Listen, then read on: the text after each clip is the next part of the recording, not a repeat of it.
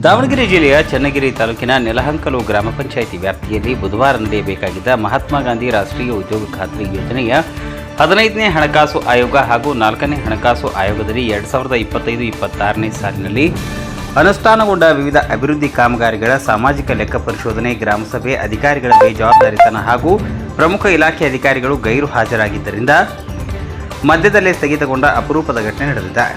ಗ್ರಾಮಸಭೆ ಆರಂಭವಾಗುತ್ತಿದ್ದಂತೆ ಸಾರ್ವಜನಿಕರು ತೀವ್ರ ಆಕ್ರೋಶವನ್ನು ವ್ಯಕ್ತಪಡಿಸಿ ಸಂಬಂಧಪಟ್ಟ ಅಧಿಕಾರಿಗಳು ಇಲ್ಲದೆ ಗ್ರಾಮಸಭೆ ನಡೆಸುವುದು ಕೇವಲ ಔಪಚಾರಿಕತೆಯಾಗಿದ್ದು ಇದು ಗ್ರಾಮಸಭೆ ಘನತೆಗೆ ಧಕ್ಕೆ ತರುವಂತಾಗಿದೆ ಎಂದು ತೀವ್ರ ಆಕ್ರೋಶವನ್ನು ವ್ಯಕ್ತಪಡಿಸಿದರು. ಸಾಮಾಜಿಕ ಲೆಕ್ಕ ಪರಿಶೋಧನೆ ಗ್ರಾಮಸಭೆಗೆ ಅಧ್ಯಕ್ಷತೆ ವಹಿಸಬೇಕಿದ್ದ ಕಾರ್ಮಿಕ ನಿರೀಕ್ಷಕ ನಾಗೇಶ್ ಆರ್ ಸೇರಿದಂತೆ ವಿವಿಧ ಇಲಾಖೆಯ ಒಟ್ಟು 12ಕ್ಕೂ ಹೆಚ್ಚು ಅಧಿಕಾರಿಗಳು ಅಭಿಯಂತರರು ಹಾಗೂ ತಾಂತ್ರಿಕ ಸಿಬ್ಬಂದಿ ಕಡ್ಡಾಯವಾಗಿ ಭಾಗವಹಿಸಬೇಕಾಗಿದ್ದರೂ ಗ್ರಾಮ ಪಂಚಾಯಿತಿ ಅಭಿವೃದ್ಧಿ ಅಧಿಕಾರಿ ಪವಿತ್ರ ಬಣಕಾರ್, ಸಾಮಾಜಿಕ ಲೆಕ್ಕ ಪರಿಶೋಧನಾ ಸಂಪನ್ಮೂಲ ವ್ಯಕ್ತಿ ರಮೇಶ್ ಕೆಎಂ, ನರೇಗಾ ತಾಂತ್ರಿಕ ಸಹಾಯಕ ಶರತ್ ಬಾಬು ಬಿಆರ್ ಹಾಗೂ ಸಹಾಯಕ ತೋಟಗಾರಿಕೆ ಅಧಿಕಾರಿ ಶ್ರೀನಿವಾಸ್ ಸೇರಿದಂತೆ ಕೇವಲ 4 ಜನರು ಮಾತ್ರ ಸಭೆಗೆ ಹಾಜರಾಗಿದ್ದು ಉಳಿದ ಅಧಿಕಾರಿಗಳು ಗೈರು ಹಾಜರಿಯಲ್ಲಿ ಸಾರ್ವಜನಿಕರ ಆಕ್ರೋಶಕ್ಕೆ ಕಾರಣವಾಯಿತು.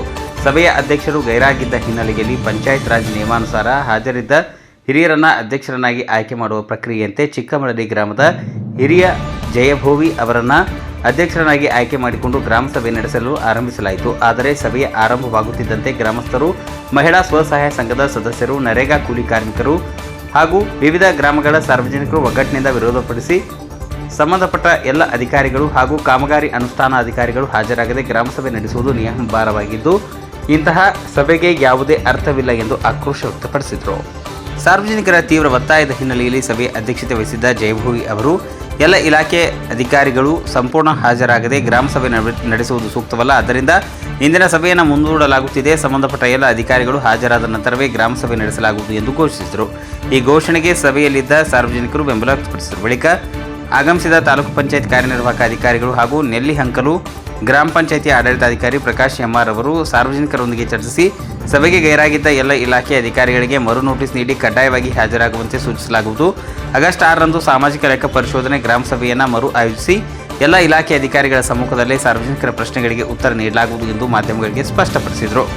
ಈ ಸಂದರ್ಭದಲ್ಲಿ ಗ್ರಾಮ ಪಂಚಾಯಿತಿಯ ಅಭಿವೃದ್ಧಿ ಅಧಿಕಾರಿ ಪವಿತ್ರ ಬಣಕಾರ್, ಸಾಮಾಜಿಕ ಲೆಕ್ಕ ಪರಿಶೋಧನಾ ಸಂಪನ್ಮೂಲ ವ್ಯಕ್ತಿ ರಮೇಶ್ ಕೆಎಂ, ನರೇಗಾ ತಾಂತ್ರಿಕ ಸಹಾಯಕ ಶರತ್ ಬಾಬು ಬಿಆರ್, ಸಹಾಯಕ ತೋಟಗಾರಿಕೆ ಅಧಿಕಾರಿ ಶ್ರೀನಿವಾಸ್, ಚಿಕ್ಕಮಳಲಿ ಗ್ರಾಮದ ಹಿರಿಯ ಜಯಭೋವಿ, ಗ್ರಾಮ ಪಂಚಾಯಿತಿ ಸಿಬ್ಬಂದಿ, ಮಹಿಳಾ ಸ್ವಸಹಾಯ ಸಂಘದ ಸದಸ್ಯರು, ನರೇಗಾ ಕೂಲಿಕಾರರು ಹಾಗೂ ನೆಲ್ಲಿಹಂಕಲು ಗ್ರಾಮ ಪಂಚಾಯಿತಿ ವ್ಯಾಪ್ತಿಯ ವಿವಿಧ ಗ್ರಾಮಗಳ ಸಾರ್ವಜನಿಕರು ಹೆಚ್ಚಿನ ಸಂಖ್ಯೆಯಲ್ಲಿ ಉಪಸ್ಥಿತರಿದ್ದರು. ವರದಿ Devaraj K, Nellihankalu, Davanagere.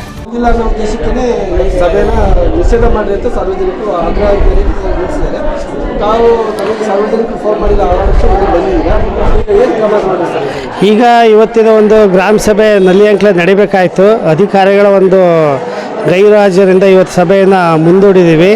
Next month 6ನೇ ತಾರೀಕಿದೆ. ಅವತ್ತು ಎಲ್ಲರಿಗೂ ಸಭೆಗೆ ಹಾಜರಲ್ಲಿ ಇನ್ನೊಮ್ಮೆ ನೋಟಿಸ್ ಕೊಟ್ಟು ಮತ್ತು ಮೇಲಾಧಿಕಾರಿಗಳ ಗಮನಕ್ಕೆ ತಂದುಬಿಟ್ಟು ನೆಕ್ಸ್ಟ್ ಮಂತ್ 6th ನಾವು ಗ್ರಾಮ ಸಭೆನ ನಡೆಸ್ತೀವಿ. ಆಮೇಲೆ ಸಂಬಂಧಿಸಿದ ಇಲಾಖೆ ಮುಖ್ಯಸ್ಥರು ನಾವು ಮಾಹಿತಿ ಕೊಡ್ತೀವಿ.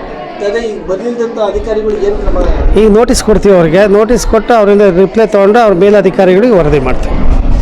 ಇನ್ನೂ ಹಲವಾರು ಸಮಸ್ಯೆಗಳಿದೆ ಗ್ರಾಮ ಪಂಚಾಯತಿಯಲ್ಲಿ ತಂದೆ.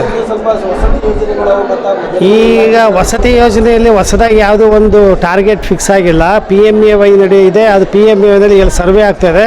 ಸರ್ವೆ ಆದಮೇಲೆ ಸರ್ಕಾರ ಒಂದು ಏನು ನಿಗದಿ ನಮಗೆ ಗುರಿಪಡಿಸುತ್ತೋ ಅದರಂತೆ ನಾವು ಫಲಾನುಭವಿಗಳನ್ನ ಆಯ್ಕೆ ಮಾಡಿ ಸಂಬಂಧಿಸೋರಿಗೆ ನ್ಯಾಯ ದೊರಕಿಸ್ಕೊಡ್ತೀವಿ.